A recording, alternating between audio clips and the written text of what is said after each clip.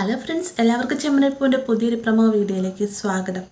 അപ്പോൾ നമ്മൾ ഇന്നത്തെ എപ്പിസോഡ് കണ്ടൊരു ഭാഗമാണ്.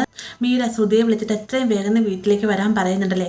അത് മറ്റൊന്നിനും വേണ്ടിയിട്ടല്ല, മീരയുടെ വീട്ടിൽ ബീരാനുണ്ട് കേട്ടോ. ബീരാനെ കാണുമ്പോൾ തന്നെ ശ്രുതി കാര്യം തിരക്കുമ്പോൾ തന്നെ മീരാൻ പറയുന്നുണ്ട്, എന്നെ കൊണ്ട് പറ്റുകയില്ല ഇങ്ങനെ ഒളിച്ചോട് ജീവിക്കാണ്ട്. ഇനിയും സച്ചി രേവതി എൻ്റെ കൺമുന്നിൽ വന്നു കഴിഞ്ഞാൽ അവരോട് എല്ലാ സത്യങ്ങളും ഞാൻ തുറന്ന് പറയുമെന്നൊക്കെ പറയുമ്പോഴത്തേക്കും ശ്രുതിക്ക് അത് ഭയങ്കര ഷോക്കാവണേ.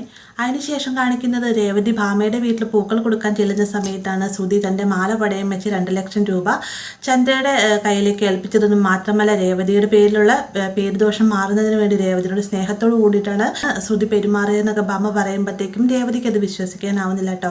രേവതി വീട്ടിലേക്ക് ചെന്നതിന് ശേഷം സച്ചിയോട് ഈ ഒരു വിവരം പറയുന്നുണ്ട്.